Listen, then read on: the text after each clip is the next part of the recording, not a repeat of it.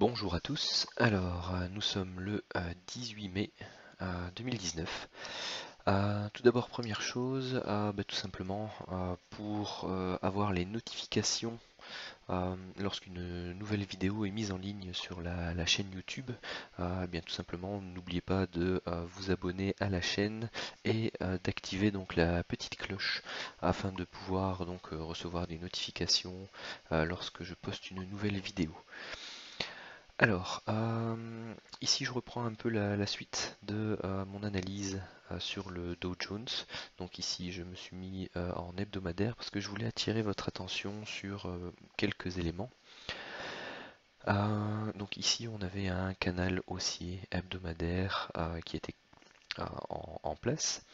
On est venu taper, hésiter ici sur le haut. On a fait une grosse bougie d'hésitation où on avait essayé de percer ce canal une première fois. On l'a réintégré. Et cette semaine, rebelote, donc on a fait une très longue mèche en bas, on est venu retester ces niveaux-ci, donc le niveau des deux mèches précédentes, autour des 25 200 à 25 230, donc cette zone-là. Et ensuite on a réintégré la borne basse du canal, formant ici une magnifique bougie d'hésitation. Alors, cela ne va pas forcément dire qu'on va repartir tout de suite vers le haut du canal, mais tout simplement, il y a un rejet des prix, donc c'est-à-dire que les acheteurs se manifestent sur ces niveaux-là. Donc ce seront des niveaux intéressants à travailler éventuellement à l'achat en intraday, éventuellement la reprise haussière pourra également être envisagée. Tout dépendra de je veux dire, l'ouverture lundi en fonction des nouvelles. Donc bon, il y a déjà des tweets qui indiquent que la Chine commence à vendre la dette américaine. Donc c'est peut-être pas forcément une news facile à interpréter. Disons qu'à premier abord, ça nous donne plutôt l'envie de penser que le marché va baisser. Parce que voilà, la Chine montre un peu également ses muscles à Monsieur Trump. Euh, donc voilà, le marché risque de ne pas apprécier et de se dire que le deal n'arrivera peut-être pas aussi rapidement que ce qu'il pensait. Ne sera pas forcément aussi intéressant que ce que l'escompte Monsieur Trump par rapport aux États-Unis. Enfin bon, ça c'est pour la petite parenthèse politique. Mais d'un point de vue d'analyse au niveau des bougies, donc ce sont trois bougies d'hésitation les unes à la suite des autres, avec une chute relativement importante, où on a les vendeurs et les acheteurs qui s'affrontent. Et cette zone-ci donc est une zone relativement importante qu'il faut tenir pour garder un biais, on va dire, haussier moyen terme.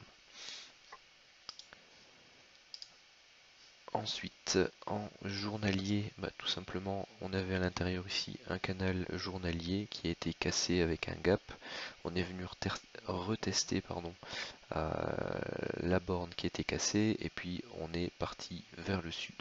Ici, on rebondit et on vient retester. Donc, vous voyez ici réintégrer la borne base du canal hebdomadaire et on est venu buter sur la diagonale haute de ce, on va dire, porte-voie baissier ou de ce canal en élargissement baissier.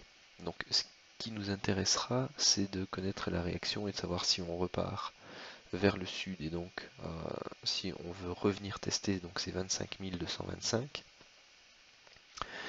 Soit c'est si on vient casser et donc on a cassé le canal hebdomadaire, on a fait un pullback dessus, si on vient repartir à la hausse et rechercher la zone ici éventuellement des 26 100 à 26 250. Pourquoi cette zone m'intéresse? On peut même aller ici jusqu'au 26 300. Et bien tout simplement parce que vous voyez ici qu'on commence à voir se dessiner une épaule, tête, et si on arrive à la construire, une épaule droite. Et donc ce qui signifierait que notre ligne de coup serait aux alentours donc de la zone support à tenir, donc des 25 225. Donc ça c'était pour le journalier. La vision en 4 heures. Donc vous voyez ici on est venu une première tentative pour essayer de franchir le haut de cette diagonale, mais on est venu réintégrer, donc on travaille pour l'instant cette zone-ci. Oui, je voulais vous montrer aussi, tant que je suis là sur le 4 heures, parce qu'il est calibré pour le 4 heures, ça c'est un nouvel indicateur que j'ai mis en place, donc qui se base sur les divergences. Donc il est calibré pour le 4 heures et le 10 000 ticks. Et vous voyez un peu le genre de signaux qu'il peut donner.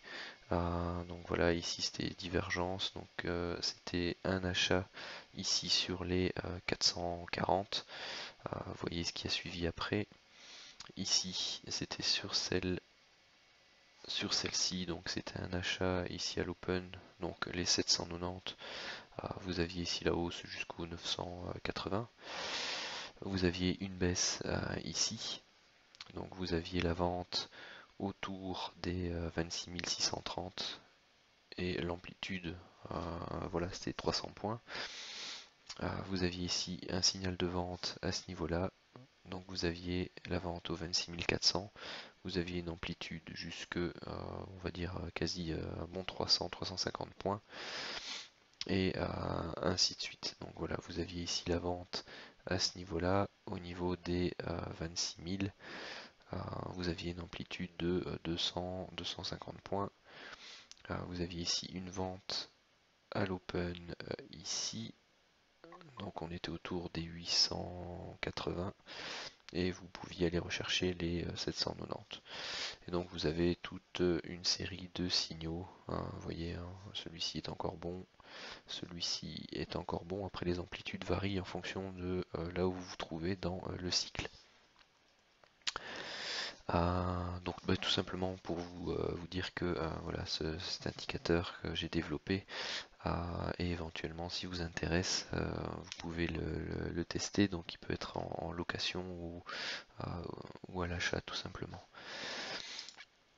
Ensuite, pour la suite de l'analyse, hop, partons sur le 10 000 ticks pour reprendre donc la suite du décompte. Donc nous avions notre vague 4 ici de long cycle, nous avions notre première phase haussière de correction, notre phase 3, notre phase 4 et ici nous avons notre vague 5. Et vous voyez j'ai tracé mon Fibo depuis le point bas jusqu'au dernier point haut. Pourquoi? Bien tout simplement parce qu'on vient ici de venir retester cette zone-ci et qu'on a cassé ici le début de la vague 4. Donc ceci ne peut plus être considéré comme une sous-vague 1 de la vague 5 orange. Donc ici je vais zoomer de toute façon pour que vous puissiez bien voir. Voilà, donc vous aviez ici le départ de ce que j'avais indiqué comme potentiel sous-vague 1 pour un scénario très haussier. Pour l'instant, celui-ci a été invalidé parce qu'on est venu casser la zone de prix qui est ici. Donc on a fait un beau double bottom ici sur cette zone-là. On est venu rebondir et on est venu casser ici le canal baissier journalier, 10 000 ticks, pardon. Donc vous aviez ici également le gap qui était indiqué, qui a servi de support et qui a été travaillé, et ensuite qui est devenu résistance à plusieurs reprises. Donc cette zone-ci, qui correspond en plus aux 50% de retracement Fibonacci de la baisse qui s'est produite ici, eh bien, est une zone de résistance, pardon, décidément j'ai du mal ce soir, importante, et que il sera donc difficile de la franchir. Voyez ensuite, donc ici on est en, pour l'instant ce décompte là, soit en vague 1 de la vague 5, donc toute la hausse que l'on vient de voir c'est une vague 1 de la vague 5 du cycle de long terme, ou eh bien c'est une vague 5 de long terme tronquée, c'est-à-dire que si on va voir un peu plus bas, enfin un peu plus loin, pardon, eh bien tout simplement on a ici le niveau de prix de la vague 5 qui est inférieur à celui de la vague 3. Donc c'est ce qu'on appelle une vague tronquée en Elliott. Cela implique un mouvement baissier qui suit fortement impulsif. Donc si on part du principe qu'on est soit en vague 1 ici et soit en vague 5, et eh bien dans les deux cas, que ce soit le scénario de poursuite haussière ou la fin de cycle et le scénario baissier, ce qui doit suivre, eh bien c'est une baisse. À une exception près. Pourquoi? Parce qu'ici vous voyez qu'on a une série de plus bas, de plus en plus bas, et une série de plus haut, de plus en plus bas également. Il n'y a que cette figure-ci, pour ceux qui font de l'Elliott, bien tout simplement vous l'aurez reconnu, c'est un flat en expansion. Donc vous aviez ici le A, le B qui dépasse la zone de prix du départ de la figure, et vous avez votre C qui est plus haut que votre haut de vague A. C'est ce qu'on appelle un flat en expansion. Et vous avez ensuite une forte baisse. Donc soit ceci est une correction complète, et donc dans ce cas-ci, nous avons déjà notre vague C, et ici on entame le début d'une hausse. Donc ça peut être tout simplement une première phase haussière, une correction et une reprise qui va venir casser ces plus aussi. Soit, comme vous pouvez le voir par rapport à l'entièreté de l'amplitude, eh bien on a simplement travaillé le premier niveau de retracement Fibonacci qui était le 23,6. Si c'est une vague 1, on s'attend plutôt à retravailler les 50%, voire les 61,8.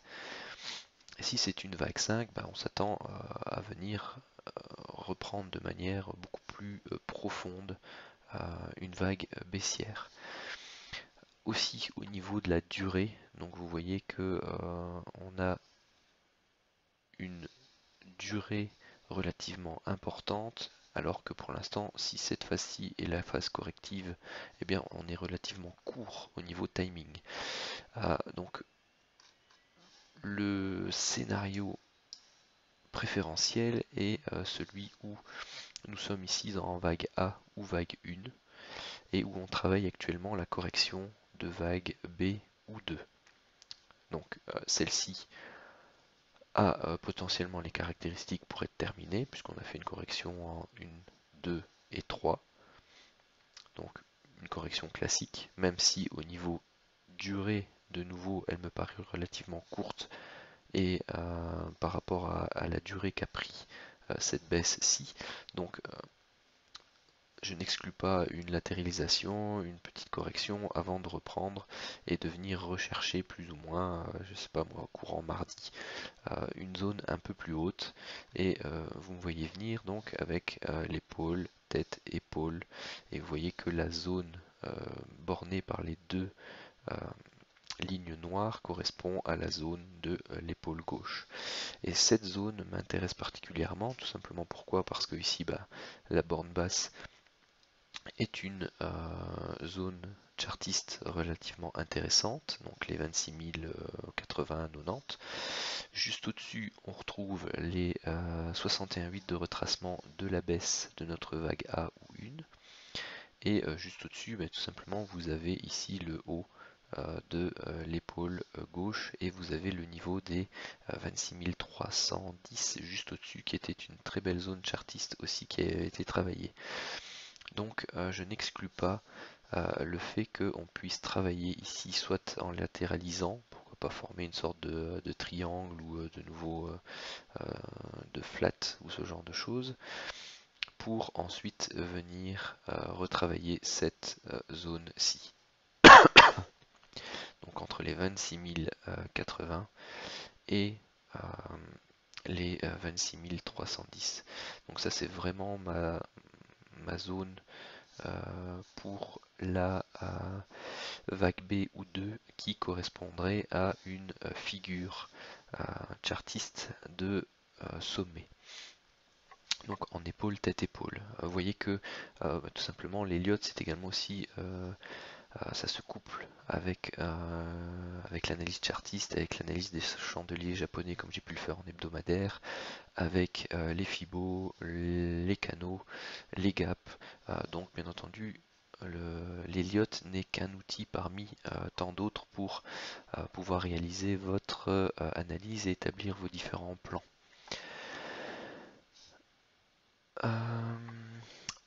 Également en durée, donc j'ai grisé ici la première partie, donc la partie gauche de l'épaule tête-épaule, et j'ai dupliqué ce carré pour l'épaule droite. Donc on n'exclut pas de venir rechercher le haut de l'épaule droite dans une zone relativement proche de la fin de ce carré. Pourquoi? Parce qu'on a le sommet qui est ici de l'épaule gauche et on devrait avoir le sommet pour avoir une épaule tête-épaule relativement uniforme qui se trouve ici dans le dernier tiers, on va dire, de ce carré. Donc d'où la latéralisation ou la petite correction en plus et un nouveau travail pour aller rechercher cette zone-là avant de partir à l'assaut des 26 225. Donc voilà pour l'analyse globale que j'ai pour le début de semaine. Si vous avez des questions, n'hésitez pas. Si vous avez des commentaires, des remarques, n'hésitez pas à m'en faire part. N'hésitez pas également aussi à partager cette vidéo afin que cette analyse puisse servir éventuellement à d'autres personnes qui seraient intéressées par le sujet. Je vous remercie et je vous souhaite une bonne soirée ou journée, fonction de l'heure à laquelle vous visionnez cette vidéo. Un grand merci pour votre écoute.